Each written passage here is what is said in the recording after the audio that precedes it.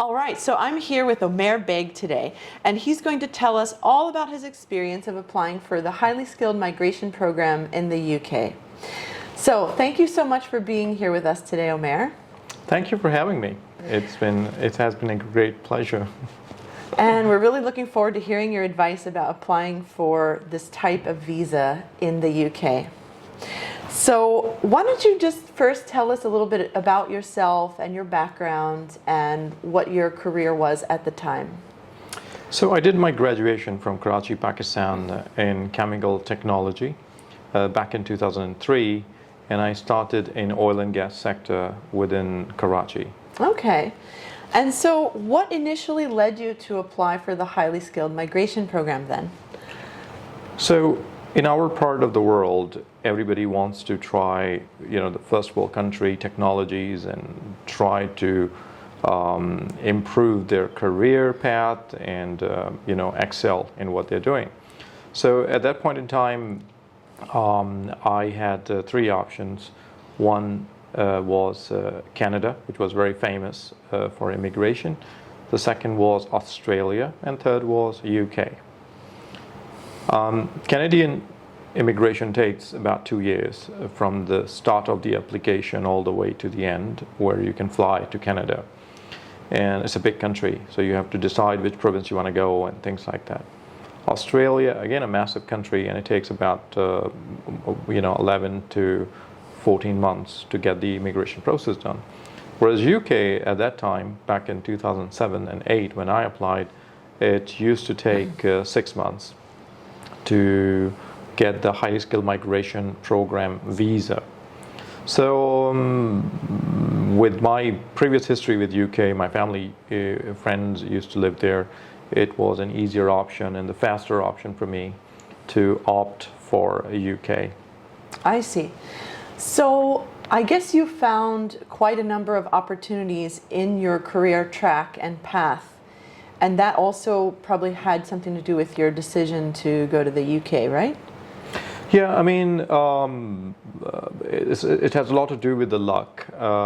The time when your career is growing. For example, back in 2007-8, the oil prices was really going up to $150+ a barrel, and the economy was booming. So there were a lot of jobs all around the world, in Middle East, in Europe, and all other places. I see. Okay, so I realize that the process may be slightly different nowadays because it's been a number of years. You said you applied back in 2007, 2008, right? But can you tell us a little bit about the process for applying for the highly skilled migration program at that time? Right, so I think UK copied it from Canada. It was a point-based system, and the point was very simple. Number one, your age. You should not be very old. I mean, younger you are, higher your points are. Your academic qualification, so if you're a graduate, master's, so your point grows up in the point table system. And then there were points for English language. There were points for how much money, how much tax money you earn in your own country. Oh, really? Okay. In your own field. Mm-hmm. And also there was a conversion factor, like if you're earning $1,000 in Pakistan, that has an equivalency rate in UK's term, because $1,000 in Pakistan means completely different to what it means in UK. Interesting. And how did you prove your English language level? Was that through TOEFL or through IELTS? Did you have to take some exam to... When I applied for it, there was nothing like this. All you need to do is to demonstrate that the university you studied has English as a medium of instruction. I see. However, after 1 year, they change it to IELTS. Okay, I see. So once you applied, then what happened? What were the next steps in the process? So there was a form, quite comprehensive form. You have to prove that your points are above a certain point, and then there was, I forgot how much fees was required. I think it was £500 £1,000 or something. I don't remember. You have to provide your credit card details that goes with your application. As soon as they receive your application, they deduct that amount through your credit card, and as soon as you see that amount has been deducted, that means your application process has been started. Also, you have to demonstrate that you have, I think, £3,000 of money in your account for last 6 months or something like that. To prove you have enough to support yourself at the beginning. At the beginning, when you're going to UK. So how does the connection with the company you eventually work for, how does that work? I mean, first you get the visa, then you get the company, or first you get the offer from the company and then you get the visa, or how does that connection work between UK government and the employer? So HSMP visa gives you the same rights as British national, except you got no access to the benefits, the public benefits, jobless allowance and things like that. But you can apply, once you get this visa, you can go to UK and apply to the jobs in the same way as any other British citizen can. So yeah, once you get this visa, once you get this approval, HSMP approval, you can then apply for EC visa, entry clearance visa, based on this HSMP approval letter. Oh, interesting. So once you got approval, you got 6 months to apply for that visa, and you get the visa within 2 weeks or something. So it was very fast. So I see. HSMP part was the longest, and the visa, entry permit visa or entry clearance visa, that was pretty fast. And it's possible that people might not get a position, right? I mean, let's say you get the approval for the highly skilled migration program, but you don't get an offer. Then what? You lose your opportunity to enter, or how does that work? No, you can enter into UK with your visa, and then look for a job. I see. Okay. But I've seen a lot of people who got the HSMP, but they wanted a job in hand before they go to UK. Right. And they never went to UK because they didn't get a job before leaving. Yeah. So and they were too afraid to go and try and get a job. To take the risk. Take the risk. It's a big risk. So yeah, you go there, you have to find a place to live, and UK is not a cheap country, so you have to spend a lot of money to support yourself while you're searching for a job. So in your case, did you have a job before leaving Pakistan, or did you go there and then search? Yeah, somehow it works well for me, because as soon as I got HSMP, I send my HSMP approval to many recruiters, and I told them that I'm going to get my entry clearance visa in a month time or so, and they started to look for me for a job, and I landed on a couple of good opportunities, yeah, I got selected after 1 or 2 interviews over phone. Wow, congratulations. Thank you. Fantastic. So how were those interviews? How would you describe the interview process? You were interviewed on the phone. Was it a difficult process? Were there several interviews? What was it like?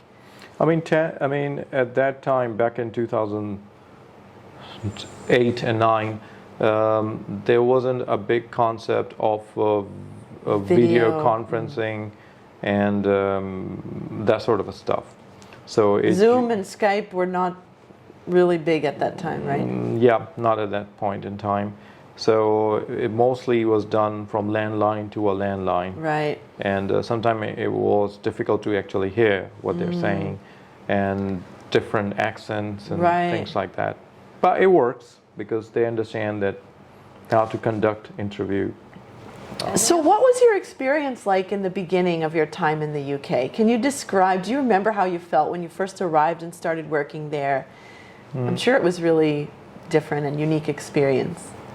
Yeah, I mean, if you're traveling to Europe as a tourist, it's a completely different experience if you're traveling to Europe for work and on permanent basis, because then you have to find an accommodation which is more practical and cost effective. So you might be living in a house with 4 or 5 other people from different nationalities, Their lifestyle is different. Their likings and dislikings are different. So yeah, accommodating into a new culture was difficult, was challenging, I must say. Like in subcontinent, most of the time you don't cook. You get your mother, maid, or somebody to cook it for you, and do a lot of stuff that normally you do in Europe. You don't do in India, Pakistan, Bangladesh, for example. So when you go there and you have to do all the stuff by yourself, like you have to cook, you have to clean, you have to do your own dishes, you have to wash your own clothes, and so to get into this new routine when you're 26, 27, 28, it's a bit of a hard work because you're a bit spoiled in your own country. So adjusting can be a challenge, I imagine. And also, you're starting a new job, so you're learning how to navigate through that new work experience and professional life, in addition to the different styles of living and a different idea about individuality and independence. So I'm sure there's a lot to take in and to adjust to. So I understand that you took a course, a cross-cultural training course with Richard Lewis of the Lewis Communications Company in the beginning of your time in the UK. Would you like to tell us about that and how it affected you or helped improve your experience there in the UK, especially in the beginning? So as soon as I joined my UK employer, Foster Wheeler, at that point in time, they sent me for a course called When Cultures Collide. And I really don't know why they want me to attend this course. And I asked them, and they're like, don't worry, it's good for you. When you come from a small country, you don't have this kind of a vision or perception how cultures work and how different people behave differently, because you've been programmed to understand whatever is your part of the culture is the right culture. So in that specific course, I understood different type of British cultures, from south to Midlands, going all the way to north, and the different culture in Europe, in Italy, and Spain, and France, and how they interact, and Finland, and German, and I understood about the linear active culture, the reactive culture, and multi-active culture. So all those cultures, and it's still, since I haven't experienced different nationalities, but I was learning about them, I wasn't too sure whether this would be like this when I'm going to actually experience this. But I mean, I'm surprised that time, and I'm still quite amazed now that those theories is still proving itself right. And when I'm meeting certain type of nationalities and people, I go back to my notes and I see that oh yeah, these are the things that I should be talking about, these are the no-go areas, and these are the commonalities where you should focus on. And so you understand the strengths of different cultures through that training course. So you're able to continue applying this knowledge even many years later, 13 years later, after the course, you're still able to remember and apply that knowledge. That's impressive. Yeah, in oil and gas world, you have to work with different people, and with this kind of course done up front, and then you have to work with people in Indonesia, Malaysia, Japan, China, Italy, US, you name it, every country, Canada, and you're blending with different people, and their approach is different, family values are different, and every aspect of your work and life, somehow these courses help you in seeing the culture from a neutral perspective. Very good, very good. So, do you have any advice? I mean, drawing on your own personal experiences, challenges, and successes, do you have any advice for the audience about getting employed in the UK and continuing to stay employed, like maintaining a steady career in the UK as someone who came from another country? What would be your advice to them? So UK is a very interesting question because, I mean, there's no definite answer to that. There's all saying that 3 W's in UK is unpredictable: work, weather, and woman.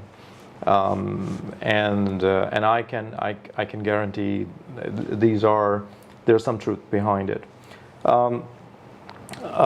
Like you cannot plan a barbecue in UK 2 months in advance because you never know it's going to rain or not. Same with the job. You don't know after 2 months how the job situation going to be. So it's a very volatile market, and unless certain professions like NHS, the medical part, it evolves, and you have to be ready to embrace the changes in UK. Like 10 years ago, it was all about oil and gas. Scotland wanted to get exit from UK because they were a strong believer in their oil and gas sector, and they think they can provide funds for themselves as well as prosper. Now, 10 years later, we're now talking about everything should be green. Nobody should be using oil. So the foundation of the economy is now changing from certain area to certain area. So UK market has a specific character, and it's very difficult to explain it. You have to experience it, and you have to be in it. There is job for everyone. It's one of the fair trade, fair merit place where you can get a job if you got the talent. You need to see the job and the employment from UK perspective, that how much value you're adding to the company, and also how quickly you are, customizing your skill sets according to their needs. I remember during a chat with one of the manager, there was a decision between 2 candidates, and one candidate was extremely intellectual, another was reasonably intellectual but very easy to work with. And two process managers were talking that, hey, which guy should I pick? The one who's extremely intellectual but very hot-headed, or the other one who is reasonably intellectual but easy to work with? And they go for the easy to work with. So UK, the word pass out. Once you're in the market, you have to understand that everybody's evaluating you, and you have to put your best game. It's an individualist country, but when you're working for a corporate organization, you need to be a seamless team member, and try to find the solution rather than problems in the solution.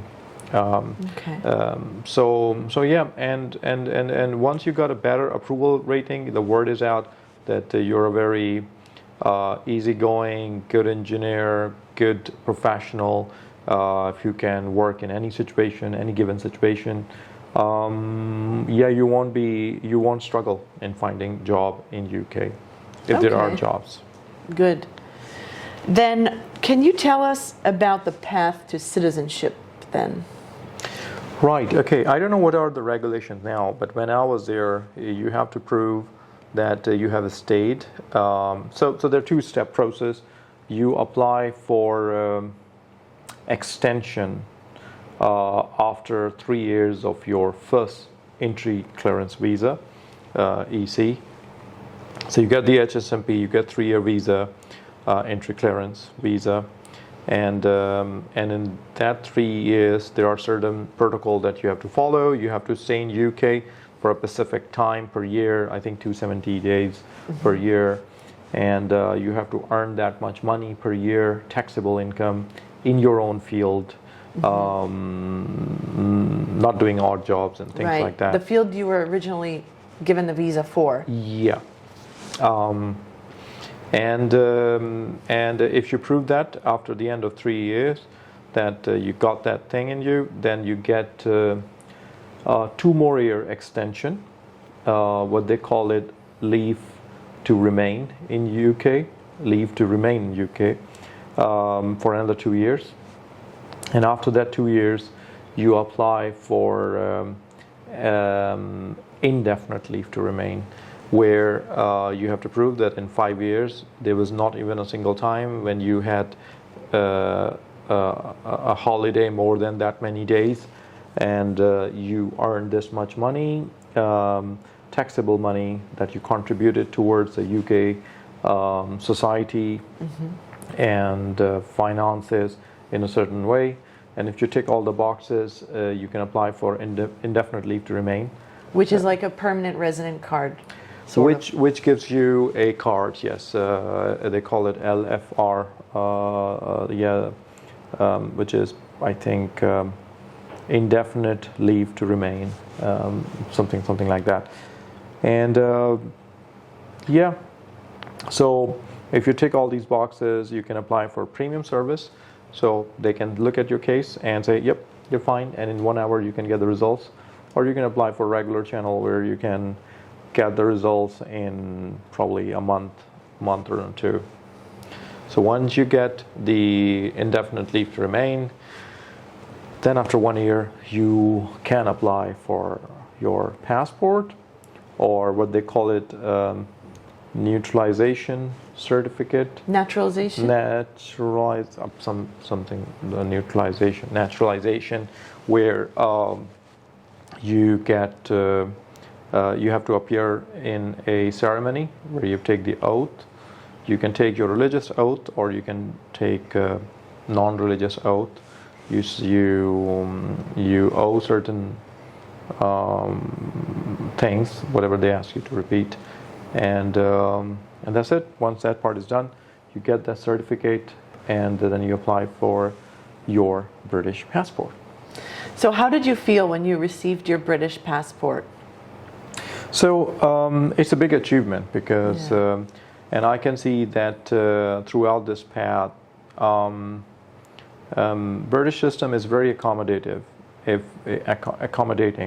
There were no such bureaucratic glitches which can stop you in doing certain things. There are always a way through which you can prove yourself if you don't fulfill certain criteria. Like I was out of UK for more than a year between initial application and applying for the indefinite leave to remain, but I ticked the exceptional circumstances box, and I explained why I was out and why I should be considered for indefinite leave to remain, and they accepted it. And the visa officer accepted that.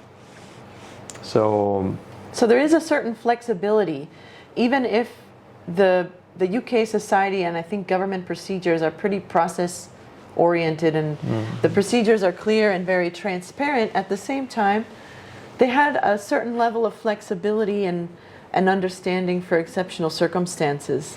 If you can rationalize that why your case is exceptional, and with proper reasoning and backup documents, they're very open to hearing them out.